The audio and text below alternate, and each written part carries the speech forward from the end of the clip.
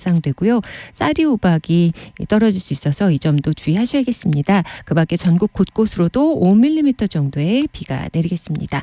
오늘 낮부터 찬 공기가 남하하면서 약간 쌀쌀해집니다. 내일과 모레 아침 기온이 내려가서 내륙 중심으로 5도 내외로 예상됩니다. 일부 지역은 서리도 예상되고요. 또 모레부터는 일교차도 점점 커지겠습니다. 황사가 또다시 유입됐습니다. 오늘 오후부터 영향을 줄 건데요. 수도권과 충청, 강원도 나쁨 단계를 보이다가 밤에는 미세먼지 농도 매우 나쁨 단계까지 농도가 치솟겠습니다. 내일은 전 지역으로 매우 나쁨 단계가 예보돼 있습니다. 한편 서울을 비롯한 중부와 경북 지역 아직도 대기가 건조합니다. 비양이 적기 때문에 특보는 유지될 수 있겠고요. 내일 서울의 아침 기온은 7도, 낮 최고 기온은 16도 선을 유지하겠습니다. 오늘 낮 기온은 17도로 예상되고 지금 서울의 기온은 13도입니다. 강혜종입니다.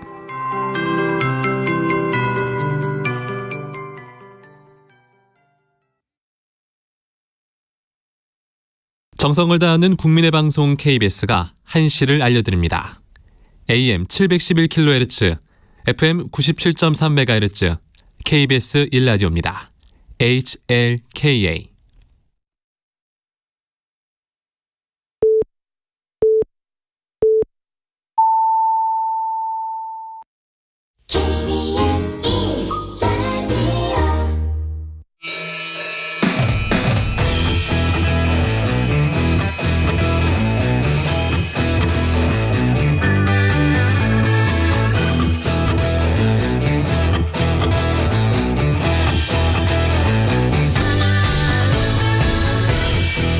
KBS 제1라디오의 모든 프로그램 유튜브에서도 함께 하실 수 있는 점 알고 계시죠? 유튜브 통해서 실시간 방송 보실 수 있고요. 정치, 경제, 사회, 문화 등 다양한 분야의 명품 콘텐츠들도 많이 마련되어 있습니다. 유튜브 KBS 1라디오 채널 구독, 좋아요, 또 댓글 많이 부탁드립니다. 정관용의 시사본부 토요일 2부 출발하죠.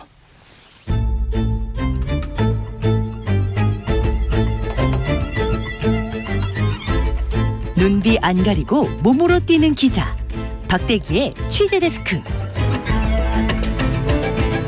대화형 인공지능 서비스 챗GPT 열풍이 계속되고 있는데, 그런데 이걸 통해서 기업이나 정부의 중요 자료가 외부로 유출될 수 있다, 주의해야 한다라는 얘기가 많습니다. 박대기 기자와 함께 알아보죠. 박 기자 어서 오세요. 네, 안녕하십니까. 이미 그렇게 정보가 유출된 사례가 있어요? 네, 그렇습니다. 다름 아닌 우리나라를 대표하는 기업인 삼성전자에서 그랬는데요. 네, 삼성전자 반도체 부문이 지난달부터 챗GPT를 사내에 쓰는 걸 허용을 했습니다. 그런 뒤로 몇 건의 사고가 이제 보고가 되고 있습니다. 이 반도체 공장에는 장비가 많이 들어가다 보니까 그 장비를 제어하기 위한 소프트웨어 프로그램을 직접 개발하게 되는데요. 그렇죠. 직원 2명이 각각 이 프로그램, 자기가 짠 프로그램이 오류가 있는지 이런 것들을 확인하기 위해서 챗 GPT에게 물어봤다고 합니다. 물어보려면은 이 챗 GPT와의 대화창에서 PC에서 이 자기 소스 코드를 올려서 이게 제대로 작동되는지 오류가 없는지 이런 걸 점검을 하게 되는데, 예. 이렇게 되면 이제 프로그램의 내용이 챗 GPT 서버로 넘어가서 남게 됩니다. 즉 어떻게 보면 회사의 기밀이라고 할 수 있는 이 프로그램 소스 코드가 챗 GPT로 넘어가게 된 것이죠. 그러네요. 또 다른 직원 같은 경우에는 회의 내용을 요즘 정리를 챗 GPT 도움을 많이 받는 경우가 많은데요. 일단 회의 내용을 녹음해가지고 이거를 한글로 바꿔주는 이런 프로그램을 돌려가지고요. 그게 이제 문맥이 왔다 갔다 하고 좀 헷갈릴 경우에 챗 GPT에 넣으면은 문맥을 매끄럽게 문장으로 만들어주거든요.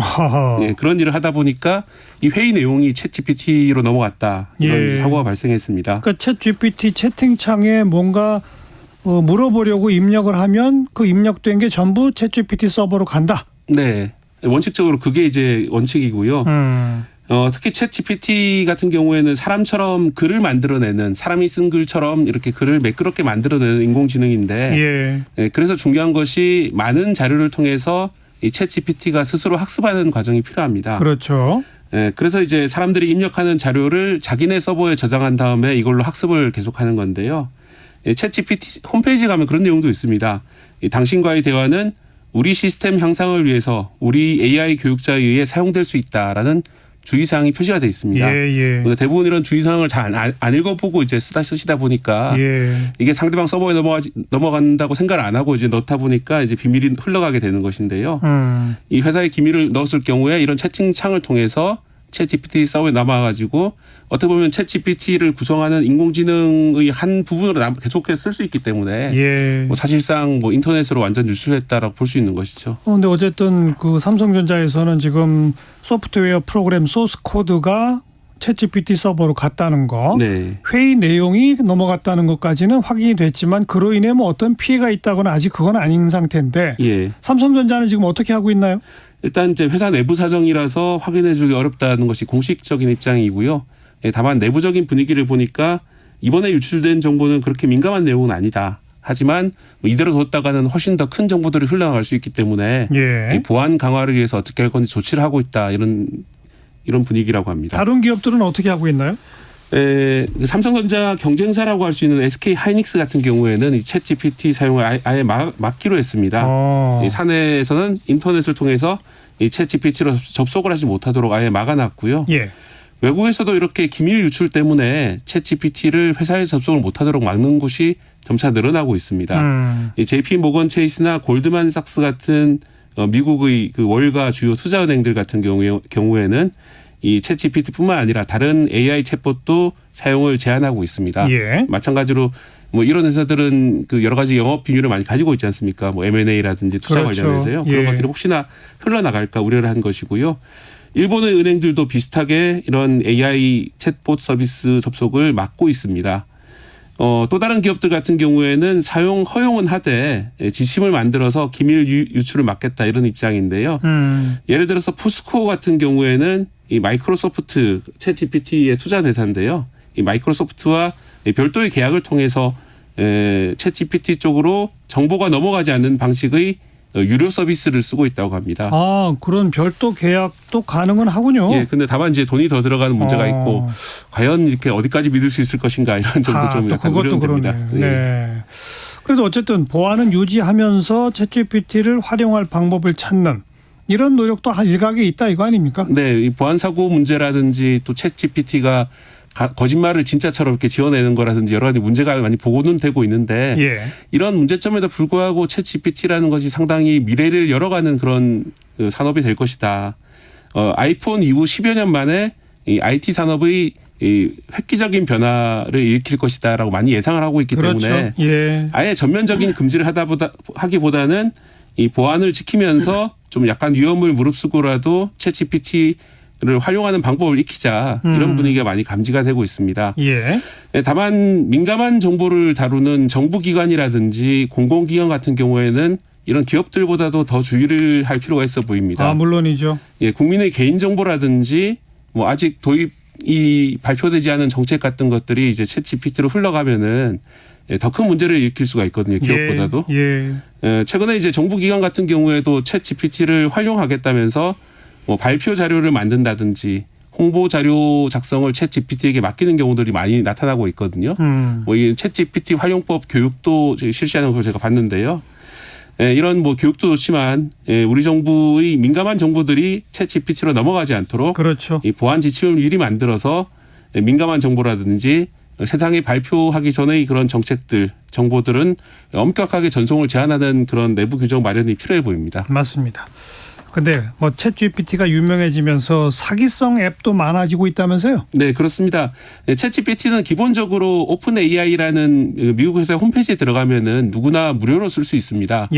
그런데 이제 스마트폰을 이용해서 요새 인터넷 하시는 분들이 많기 때문에 이 앱을 다운받으면 쓸 수 있다 이런 식으로 홍보를 하는데 그런 앱 중에는 보면은 결제를 유도하는 앱들이 있습니다. 저희가 취재한 사람 같은 경우에도 그런 앱을 다운받았다가 일주일 만에 $50의 이용료가 결제되더라 이런 분도 있었습니다. 이렇게 결제되는 앱은 피하시는 게 좋고요. 또 앱 다운받기 전에 그 사용 후기 같은 걸 보시면은 이게 결제된 앱이다, 무료 앱이다 이런 것들이 나와 있기 때문에 좀 더 확인하시는 게 좋을 것 같습니다. 박 기자는 업무 볼 때 챗GPT 활용해요? 네, 저 같은 경우는 이제 그 외국 영어로 된 그런 기사를 많이 보는데요. 이 챗GPT가 가진 능력 중에 번역을 잘하는 능력이 있습니다. 그래서 그 예를 들어서 뉴욕타임스 기사를 이쪽으로 긁고 오면은 예. 좀 매끄러운 한글로 번역해 주기 때문에 물론 영어로 더 잘하시는 분들은 직접 읽어보겠지만 저 같은 경우는 이제 챗GPT 번역을 이용해서 많이 보게 되는데요. 예. 또 이 챗GPT 외에도 딥L이라는 그 또 무료 사이트가 있습니다. 딥L? 예. 깊은 L, 그러니까 랭귀지 할 때 L자를 쓴 것 같은데요. 예. 그 사이트 같은 경우도 이제 챗GPT와 좀 다른 식으로 더 매끄럽게 이제 번역을 잘하기 때문에 그 두 사이트를 좀 번갈아 사용하고 있고요. 그 외에도 좀 활용하실 만한 사이트를 소개해 드리면은 챗 PDF라는 사이트가 있거든요. 어허. 요새 이제 뭐 정부기관이라든지 기업의 문건이 PDF 파일로 많이 나오는데요. 그렇죠. 뭐 한글 문건이면 잘 읽을 수가 있지만 영어로 된 문건이면 전체적으로 읽는데 시간이 많이 걸리잖아요. 예. 그래서 이걸 챗 PDF라는 사이트에서 이 PDF를 업로드하면요, 그 주요 내용을 한글로 요약을 해주고, 그다음에 예를 들어서 내가 어떤 내용, 어떤 표가 몇 페이지인지 물어보면은 몇 페이지 몇째 줄에 그 표가 있다 이런 식으로 알려주거든요. 그래서 상당히 도움이 되는 그런 사이트고요. 예. 네, 그 밖에도 이제 카카오톡을 이용해서 챗 GPT를 써볼 수 있는 무료 사이트도 있습니다. 네, 카카오톡에서 이제 에스크업이라는 걸 검색을 하시면 이거는 이제 국내 민간 업체인데요. 에스크업. 예, 에스크업을 검색하시면은 이 카카오톡에서 톡을 주고받는 것처럼 이 챗 GPT를 쓸 수 있는 그런 서비스도 나오고 있습니다. 예. 네, 다만 이런 제가 소개해드린 사이트 같은 경우에도 뭐 지금은 전반적으로 무료 정책을 취하고 있지만 향후에 이제 유료 정책으로 전환을 할 수 있기 때문에 그런 점은 좀 주의하셔가지고 예. 사용하셔야겠습니다. 뭐 이것뿐이겠어요. 앞으로 어마어마하게 나오겠죠. 네, KBS 박대기 기자였습니다. 고맙습니다. 감사합니다.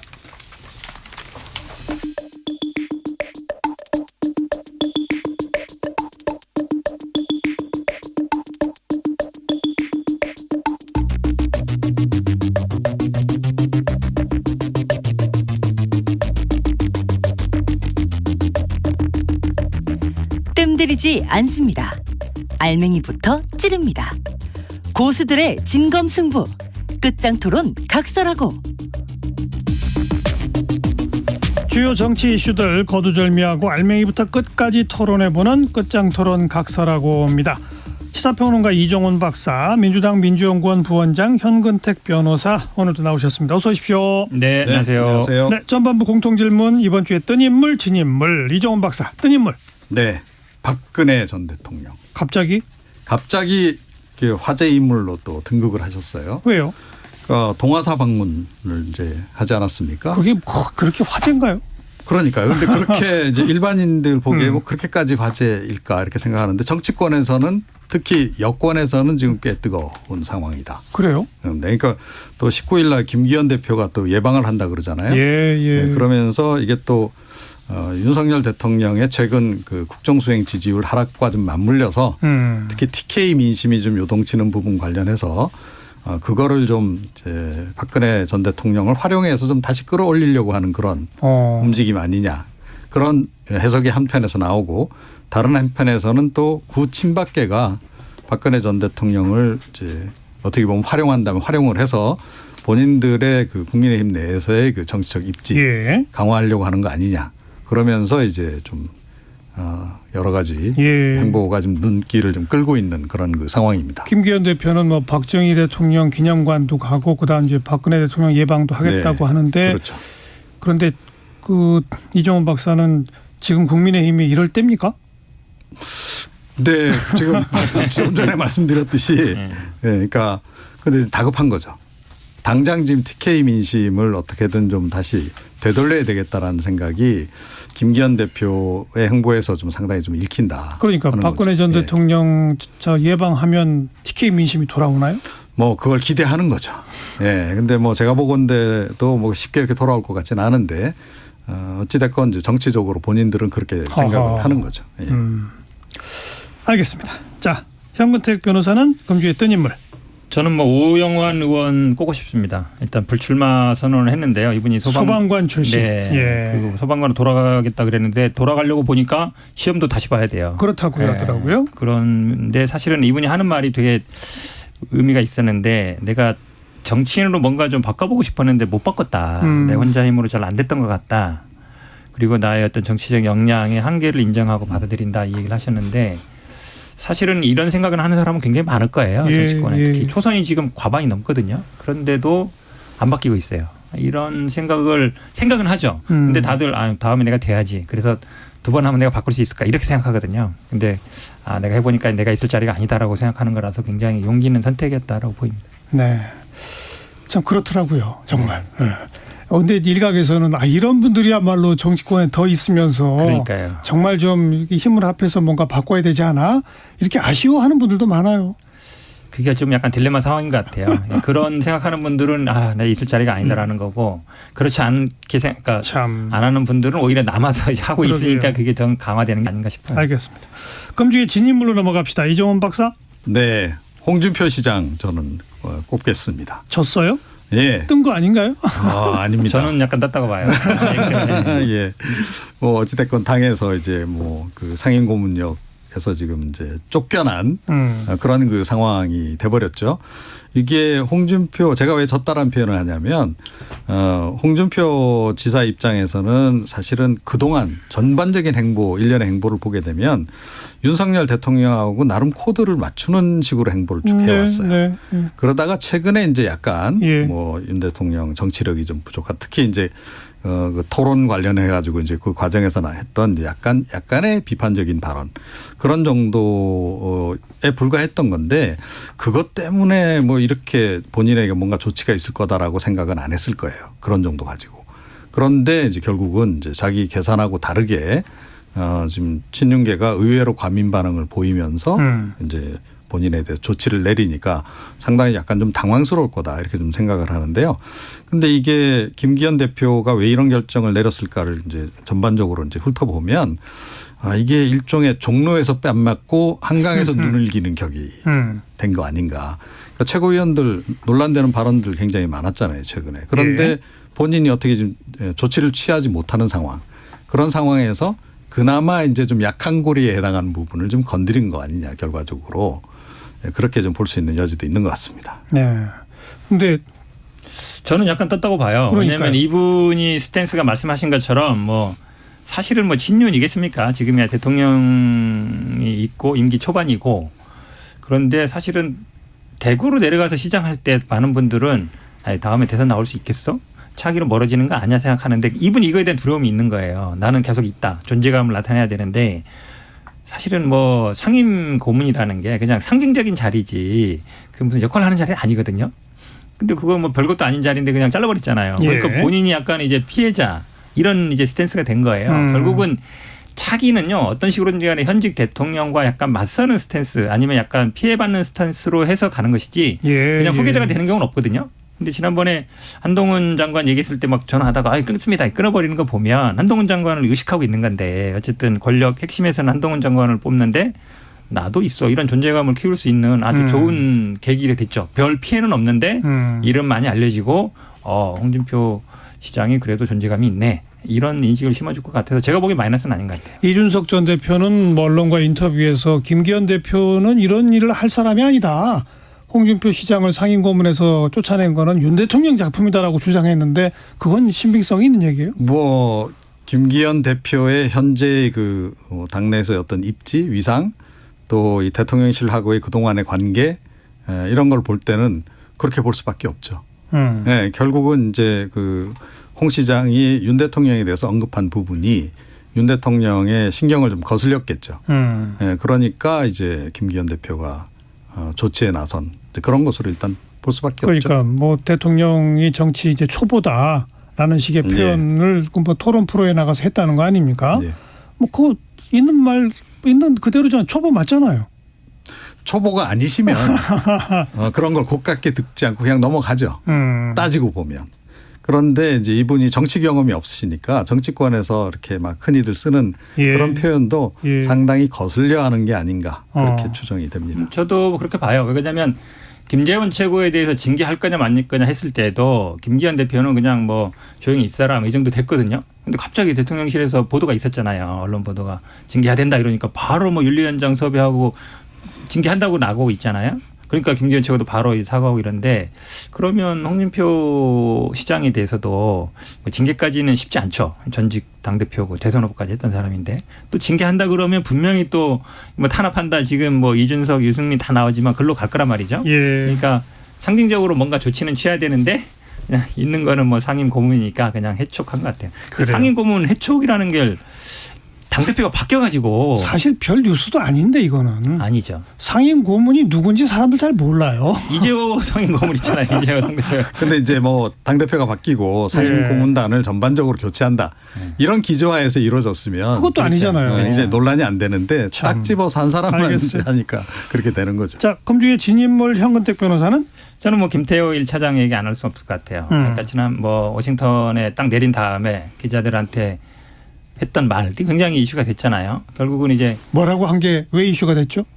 악의가 없었던 것 같다. 도청은 악의가 없었던 것 같고 위조된 거다. 우리는 미국한테 한마디 뭐 할 말도 없다라고 얘기했는데 일단은 그 자세 굉장히 이렇게 뒷짐지고 굉장히 기자들한테 똑같은 질문하면 가버릴 겁니다 하더니 진짜 가버리고 그럼 그 내용도 미국한테 우리가 뭐 특별히 할 말 없다라는 말도 있었지만 이제 악의가 없었던 것 같다. 도청에 악의가 있고 없고가 뭐가 하겠어요. 그게 직접 중요하죠. 김태호 1차장의 목소리 그리고 이재명 대표의 목소리 들어보고 이 얘기 계속 나누겠습니다. 많은 것이 혼돈스러운 상황에서 우리가 섣불리 얘기할 수 없는데 어떤 것이 어떻다 하는 것은 우리도 시간을 갖고 기다려 봐야 될 것 같습니다. 김성환 실장 대화가 조작됐다는 얘기인가요? 아니라는 얘기인가요? 그 얘기는 구체적으로 묻지 마시죠. 어제 제가 한마디로 했으니까 거기에 모든 것이 다 함축되어 있다고 봅니다. 제가 어제 말씀드렸다시피 현재 이 문제는 많은 부분 제3자가 개입이 돼 있기 때문에 동맹국인 미국이 우리에게 어떤 악의를 가지고 했다는 정황은 지금 발견되지 않고 있습니다. 같은 주제로 물어보시려면 전 떠나겠습니다. 대한민국은 주권 국가이고 미국과 한국은 동맹 관계입니다. 동맹의 가장 핵심적인 가치는 바로 상호 존중이어야 합니다. 일국의 대통령실이 이 도청에 뚫린다고 하는 것도 황당무계한 일이지만 동맹국가의 대통령 집무실을 도청한다는 것도 상식적으로 납득하기 어려운 일입니다. 네. 어떻게 보십니까? 이 사태를. 네. 그러니까 대통령실이 초기 대응을 전 잘못했다. 이렇게 생각을 해요. 그러니까 위조다라는 단어를 이렇게 갖다 쓴 것은 매우 부적절했다라고 저는 생각하거든요. 예. 지금 뭐 악의적으로 보지 않는다라는 얘기가 있었고 그다음에 가장 이제 그 최근에 나온 이제 대통령실 발 보도를 보면 필요하면 이제 해명하겠다. 이제 여기까지 이제 왔어요. 예. 그러니까 계속 이제 조금씩 이제 바뀌어온 건데 차라리 처음에 이렇게 이야기를 했어야 된다라고 저는 생각을 해요. 필요하다면 해명을 요구하겠다. 그러니까 미국 상황도 좀 어떻게 전개될지 모르니 좀 더 지켜보고 우리도 또 좀 더 점검해 볼 거 있으면 좀 더 점검해 보고 신중하게 오히려 처음에 접근을 했어야 되는데 처음에 너무 단정적으로 딱 나왔단 말이에요. 예. 위조라는 표현까지 쓰면서 그런데 실제로 지금 상황 전개를 보게 되면 위조된 거는 분명히 아닌 것 같단 말이죠. 문건 자체는 그냥 그 팩트인 것 같단 말이에요. 자 이제 그렇게 되니까 이제 대통령실이 자꾸 이렇게 말이 바뀌지 않으면 안 되는 상황. 그러니까 이게 또 자꾸 이제 과거의 상황을 연상케 하는 거죠. 처음에 그 바이든 관련 발언 나왔을 때도 네. 말이 조금씩 바뀌더니 나중에는 난리면으로 확정. 뭐 이런 식으로 이제 소송까지 제기. 예, 이제 그런 식으로 이제 가는 이제 그런 행태를 보였고 그 당시에 사실은 그렇게 대응하는 바람에 대통령 국정수행 지지율이 매우 떨어졌었잖아요. 예. 그런데 지금도 지금 비슷한 상황으로 가고 있는 거죠. 예. 현근택 변호사는. 저도 똑같이 봅니다. 사실은 지난번에 그 바이든 날리면하고 똑같아요. 그러니까 뭐 가짜 뉴스다, 허위다 그러고 민주당에서 뭐라 하면 민주당이 국익을 해친다, 동맹관계 해치는 거 아니냐 이러고 있고. 아니 근데 어떻게 도청 당했는데 그거 문제 제기한다고 국익을 해친다 그러면 그럼 국익이 뭐예요? 그게 가장 근본적인 질문이 될 수밖에 없어요. 근데 기본적으로 도청을 했느냐 안 했느냐 이 문제는 사실은 거의 뭐 확정된 것 같고 미국은 사실은 도청했느냐 안 했느냐 관심 없어요. 이게 왜 유출이 됐느냐 누가 했느냐 여기만 관심이 있거든요. 예. 그다음에 내용이 허위냐 아니냐는 사실 본질적인 문제는 아니에요. 그다음에 중요한 건 결국은 우리 정부가 어떤 대응을 하느냐가 가장 중요한 거죠. 그러면 동맹국이지만 그래도 가장 지금 민감한 문제는 우크라이나의 포탄을 어떻게 할 거냐 문제에 대해서 고민할 수밖에 없고 그 고민들이 대화를 나눈 건데 그걸 거의 실시간으로 3월 1일 날 했는데 거의 3월 1일 날 그 대화가 갔단 말이죠. 그러면 당연히 문제 제기해야 되는 거예요. 재벌 방지 우리가 재벌 방지 요구 받고 사과 받는다 해서 미국이 안 할 거라고 생각하는 사람이 누가 있어요. 또 하겠죠. 하지만 그래도 이건 기본은 아니다. 이러면 안 된다라는 건 생각이 있어야 되는데 저는 대통령실이나 정부 여당의 입장이 기본적으로 미국보다 더 미국의 입장을 생각하는 것 같다 이런 생각이 들어요. 이거 뭐 무슨 국익 해치는 행위고 이걸 마치 문제 제기하면은 큰일 나는 것처럼 예.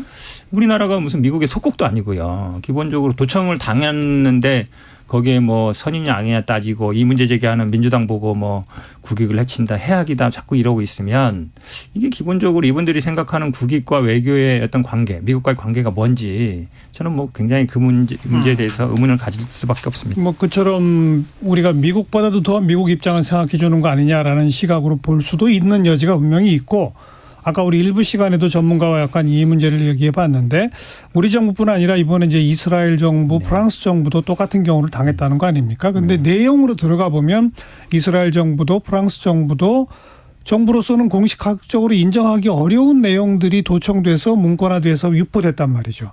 때문에 정부 입장으로서는 공식적으로 인정할 수 없는 내용이기 때문에 이거는 터무니없다. 근거 없다. 뭐 이런 입장을 밝힐 수밖에 없다. 도청 자체에 대한 언급은 못하고 이제 이런 그 해석이 있더라고요. 근데 사실 그럼 이제 우리가 우크라이나의 포탄 제공 부분을 고민했다는 그 내용에 대해서는 확인해 줄 필요 없고 그냥 다 이런 도청 및 유출에 대해서는 해명을 요구할 수 있는 거 아니냐 이런 시각도 있는 거 아닙니까? 네. 그렇죠. 그렇죠. 해명 요구는 당연히 해야 되는 거고요. 그리고 어찌됐건 이 유출된 부분 관련해서는 유감 표명도 하고 재발 방지 요청도 하고 예. 그런 거를 당연히 해야 됩니다. 이게 발각이 안 됐으면 그냥 넘어가는 거예요. 사실은 그렇죠. 따지고 보면. 그러니까 국제사회에서 뭐 외교가에서 각국이 서로 뭐 이 타국에 가서 이런 첩보 활동 한다는 거는 다 좀 알려진 사실이고 예. 특히 미국이 우방국을 대상으로 해서도 이런 도감청을 한다는 거는 예. 이미 그 2013년에 그 스노든이 다 또 공개를 했잖아요. 그러니까요. 프리즘이라고 하는 프로그램도 있다라고 그 당시에 이제 공개를 했던 바고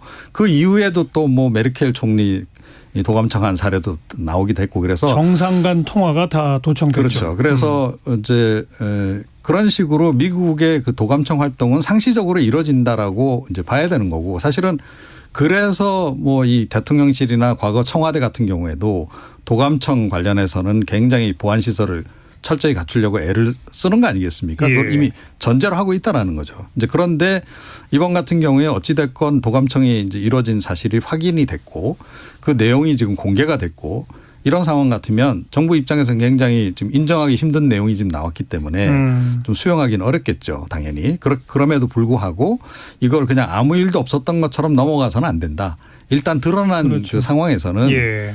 그 부분에 대해서는 해명도 요구하고 또 이렇게 사과도 요구하고 해야 되는 그런 상황이 아닌가 그런데 생각합니다. 이제 초기 대응을 잘못했다고 아까 이종원 박사가 처음 멘트를 했지 네. 않습니까? 지금 와서 그렇게 할 수 있을까요? 그러니까 지금 이제 입장을 바꿔서 그러니까 미국에 뭐 필요하면 해명하겠다라는 정도로까지 이제 후퇴를 한 건데 필요하면 해명하게. 예. 그런데 예. 그거를 처음부터 그렇게 했어야 되는 거죠. 그러니까 우리도 좀 상황 좀 더 알아보고 뭐 문제 제기할 부분이 있으면 우리가 해명을 미국 정부에 요구를 하겠다라고 좀 이제 생각을 당연히 했어야 하는 거고 초반부터 예. 해명도 그렇게 했어야 된다라고 저는 봐요. 예. 그런데 좀 배경을 좀 길게 놓고 이렇게 이 배경을 좀 보면 우리 정부가 이번에 왜 이렇게 갑자기 초반부터 이렇게 미국을 이렇게 감싸는 행보로 보이는가. 지난번 그 바이든 날리면 논란 때 사실 따지고 보면 미국이 한번 실수를 한 거잖아요. 이거를 좀 퉁치려고 하는 게 아닌가. 그런 생각도 좀 갖고 근데 있습니다. 패턴이 똑같아요. 그때도 뭐 민주당 얘기하면 뭐 민주당이 뭐 가짜뉴스 언론 뭐 고발하고 막 이랬는데 지금도 뭐 언론 탓하고 있잖아요. 근데 이거를 사실은 민주당 입장에서는 용산 이전하고 연결 안 시킬 수 없죠. 그냥 그때도 이미 나왔던 얘기고 다 화면 보셨겠지만 공사하실 때 보면 직원들은 이거 바코드를 찍고 가요. 신분증 찍고 가는데 그 인부들은 그냥 옆으로 막 지나가잖아요. 우리가 옛날에 러시아 미국이 막 이렇게 싸울 때는 미국 대사관 러시아 지을 때 미국에서 다 인부 데리고 가고 재료 데리고 가서 하거든요. 왜냐하면 그때도 뭐 도청이 워낙 심했으니까. 그러면 그런 문제 제기를 하는 야당이라는 얘기에 대해서 한번 점검해 보겠다 이러면 되는데 야당이 뭐 가짜뉴스 퍼뜨리고 뭐 언론에 지금도 보면은 언론 탓하고 있어요. 언론이 국익에 반하는 보도를 계속하고 있다고. 그런데 사실은 지금 말씀처럼 아까 그 전문가 말씀처럼 우리가 예를 들어서 우크라이나에 뭐 폭탄을 지원하기로 안 했는지 그런 거는 사실 우리가 밝힐 필요 없는 거죠. 그런데 예. 이 문제에 대해서 우리가 도청을 어떻게든 미국이 하고 있는 걸 알지만 이런 상황이 일단 벌어졌기 때문에 밝혀졌기 때문에 그거에 대한 당연히 요구를 해야죠. 우리가. 예. 안 된다. 아니면 어떤 조치를 하든지 해야 되는데 제가 보기에는 너무 물론 이제 미국 눈치 보는 것도 있지만 지난번에 일본 가서도 마찬가지잖아요. 뭐 우리는 뭐 협상 안 하고 그냥 다 주고 오겠습니다. 그럼 알아서 줄 겁니다. 라는 태도를 보였는데 이번도 그럼 마찬가지예요. 아니 안보실장 대화를 듣는다 그러면 대통령의 대화는 안 듣겠습니까? 그럼 대통령과 안보실장, 대통령과 비서실장 얘기도 다 듣는다는 얘기인데 그러면은 사실 뭐 협상이라든지 정상회담 할 필요가 없어요. 이미 다 패를 알고 있는 거잖아요. 상대방 패를. 이게 근데 뭐 대화 내용인지 통화 내용인지까지는 아직 확인된 건 그렇죠. 아니니까. 예. 그래도 어쨌든 그럴 가능성이 높다고 봐야죠.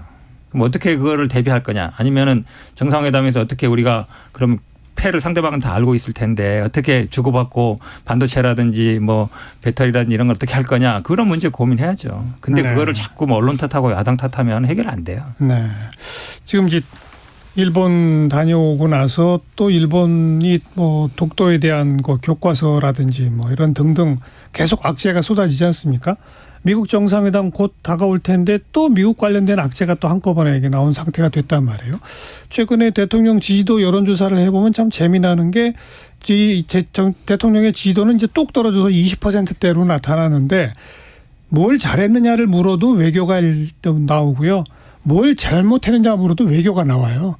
근데 이제 물론 잘했다고 한 사람들이 적은 숫자니까 네. 그 적은 분들은 이렇게 미국과 일본과 친하게 지내는 걸 잘했다라고 평가하시지만 또 압도적으로 많은 중도층들은 미국과 일본과의 관계에서 지금 대통령을 부정평가하는 거로 돌아서고 있다는 거거든요. 이런 점도 참 재미있는 내용 아닙니까? 네. 그런데 뭐 예를 들어서 뭐 이 태극기 세력들은 굉장히 그 미국을 중시하잖아요. 그러니까 이제 그런 성향의 이제 그 응답자들은 당연히 그렇죠. 대통령 지금 잘하고 있다. 예. 미국하고 뭐 사이에서 뭐 이런 정도 문제는 그냥 넘어가야지.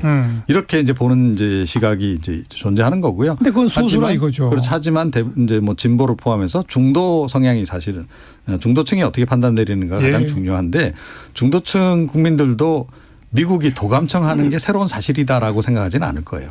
다 이미 하고는 있는 거 알고는 있는데 그러나 왜 대응을 이렇게 우리가 잘해야지. 그렇죠. 그런데 대비를 잘못한 부분이 지금 확인이 된 건데 이런 상태에서 그냥 이걸 이런 식으로 넘어가 이건 곤란하지.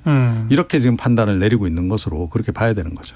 그러니까 여론조사 지금 20%대 후반 나오는 것도 보면 1번이 외교 문제예요. 그러니까요. 2번이 뭐 민생 경제 문제고 3번은 또 일본 문제예요. 결국은 1번, 3번이 외교 문제라는 뜻인데 그 말은 뭐냐면 지금 경제도 어렵고 수출도 안 되고 일자리도 뭐 불안하고 물가도 오르고 이러는 경제도 어렵지만 국민들이 나라 걱정하고 있다는 거예요. 한마디로 얘기하면 일본과의 관계, 미국과의 관계 이렇게 해서 우리나라 지금 어떻게 되는 거 아니야? 그 생각하고 있다는 얘기예요. 그런데 예.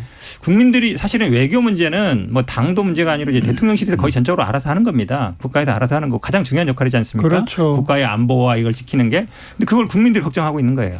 사실은 당장 내가 지금 먹고 살기 힘든데도 나라 걱정할 만큼 국민들이 보기에 이게 심각한 상황이다. 일본에 이렇게 퍼주고 미국한테가 또 당하고 그럼 만약에 이번에 미국 가서 갔다 오면은 러시아는 가만히 있겠나. 이거 중국하고도 지금 굉장히 무역 적자 계속 나는데 이 문제 안 풀면 어떡하지? 그 고민이 있는 거예요. 이거는 근본적으로 우리나라가 지정학적으로 강국의 수를 쌓여 있고 예, 경제와 외교와 뭐 안보 이 문제를 잘 조율해야 어찌 보면 생존이 가능한 나라인데 그거를 이제 국민들이 보기에는 불안한 거예요. 이러다가 우리나라 이거 어떻게 되는 거야? 이 생각하고 있는 거죠. 아무튼 한 가지 요인이 잘했다 해서도 1등 못했다 해서도 1등인 적은 매우 드문 현상인데 지금 그런 일들이 벌어지고 있고 또 역설적으로 사실 윤 대통령으로서는 한일 정상회담에 이은 한미 정상회담 그리고 G7 서밋 초청 이 일련의 외교 성과를 가지고 뭔가 한번 해보려고 했는데 오히려 시작부터 계속 악재 연속으로 꼬이고 있는 상황이 아닌가 이게 그렇죠. 심각한 것 같아요. 그렇죠. 그렇죠. 예. 자, 그래서 뭔가 이렇게 본인이 또 대한민국 1호 세일즈맨이다라고 이야기를 지금 하면서 막 하고 있는데 그러면 지금쯤은 사실은 외교에 따른 성과가 나와줘야 되는 거죠. 성과가 없잖아요. 예, 예를 들어서 이 방산 수출이 예. 또 추가적으로 뭐가 나온다든지 뭐 원전 수출권을 뭐 긍정적으로 해결해서 뭐 어딘가에 대규모 원전 짓는데 뭐 우리가 이걸 뭐 이렇게 입찰에 들어가서 성공을 한다든지 뭐 이런 이제 구체적인 성과들이 좀 나와줘야 할 시점인데 예. 이제 안 나온다는 거예요. 그런 성과도 안 나오는데 반면에 의전 관련한 실수는 너무 지금 계속 발생을 지금 하고 있는 상황이다 보니 그리고 악재가 또 계속 겹치는 거고. 그렇죠. 예. 그러다 보니 이게 뭐 외교 가지고 어떻게 지금 해볼 수 있는 상황은 전혀 아니게 지금 아닌 그런 그 국면까지 이제 온 거죠. 그런 생각도 별로 없는 것 같아요. 이 김승희 선임 행정관을 의전 비서관으로 이번에 승진시켰잖아요. 그 김건희 여사의 대학 동기. 근데 이분이 무슨 사실 의전이라는 게 외교에서 굉장히 중요하고 그렇기 때문에 전통 외교 관료들이 이분이 많이 주로 하고 했었죠. 주로 그렇게 했었죠. 근데 이분은 무슨 뭐 이벤트 회사 뭐 이런 거 하시던 분인데 갑자기 이분을 의전 비서관으로 올린다? 더구나 지금 국빈 방문을 앞두고 있는데 이거 국민들이 어떻게 보겠습니까? 외교를 통해서 국격을 높이고 뭐 우리 좀 어찌 보면 미국 가서 뭔가 협상을 잘 해오겠다 이런 생각이 아니라 아니 어떻게 이런 사람을 또 시켰지? 그리고 김건희 여사가 이걸 다 하는 거 아니야? 이런 생각을 안 할 수 없는 거예요. 최근에 또 활동도 왕성하게 하잖아요. 근데 국민의힘이나 이쪽에 있는 분들 보면 김건희 여사 언급하는 것 자체를 약간 두려워해요. 무슨 여왕도 아니고 뭐 언급하면 안 될 것 같은 이런 상황인데 근데 어쨌든 이런 김승희 이런 분들을 의전 비서관에 앉히는 거 보면 그건 무시할 수 없다는 거는 분명한 거 아니에요. 그리고 잘 되겠어요. 의전이. 지금 안 그래도 외교안보 라인 교체에 관련해서 김 여사 개입설까지 의구심들이 많은데다가 불거진 상황인데다가 그동안 또 외교 관련해서 이런 의전 논란이 없었으면 몰라도 의전 논란이 굉장히 끊이질 않았던 상황에서 갑자기 이제 이벤트 회사 대표 출신을 이제 의전 비서관으로 딱 기용을 하니까 이게 과연 그 적절한가 지금 시점에서 오히려 지금은 좀 뭐 외교부 출신의 의전을 좀 잘 아는 그런 사람이 지금 뭐 철저히 좀 마크를 해야 되는 그런 시점 같은데 오히려 이런 식으로 간다는 얘기는 결국 국내 의전을 지금 굉장히 강화하겠다는 거고 국내 의전도 다분히 이벤트성으로 끌고 갈 가능성이 좀 높아진 게 아닌가. 그래서 제 추정은 탁현민 전 행정관과 같은 역할을 해줄 사람을 지금 필요로 하는 거 아닌가. 그래서 뭔가 이렇게 좀 그런 이벤트성 행사들을 많이 기획을 하고 뭐 대통령도 당연히 이제 그런 자리에 이제 참석하겠지만 탁현민 전 행정관도 말기에는 의전 비서관을 했죠. 예, 했습니다. 예. 행정관 선임 행정관을 하다가 나중에 비서관 한 것 같아요. 의전 비서관을. 그러니까 반드시 외교 관료 출신이 하라는 법은 없는 거긴 해요. 네, 맞습니다. 그건 맞는데요.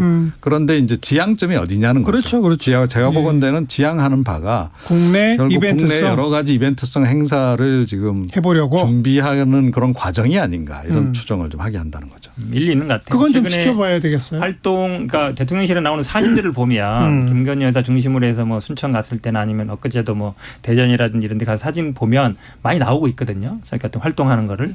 근데 그쪽으로 가는 것이 국민들 보기에는 매일 얘기하는 우리가 진짜 수백 번도 얘기했는데 보석실도 좀 두고 감찰관도 좀 두고 공식적으로 했으면 좋겠는데 그건 안 하고 하니까 좀 이상한 거죠. 같은 그 뭐 국내 행사는 앞으로 어떻게 될지는 지켜볼 문제고 외교로 시작된 얘기니까 아무튼 외교 부분에서는 의전에 또 실수는 없기를 좀 바라보겠습니다.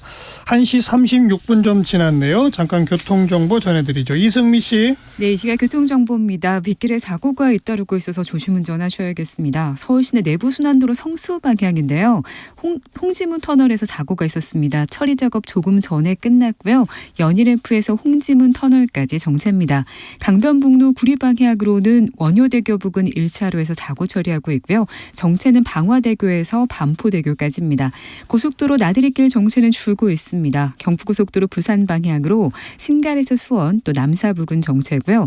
천안분기점에서 목천까지나 옥산에서 4km 구간 밀립니다. 서양고속도로 목포 방향으로는 팔탄분기점 부근에서 4km 정체고요. 서평택에서 서해대교 사이 또 당진분기점에서 서산까지 정체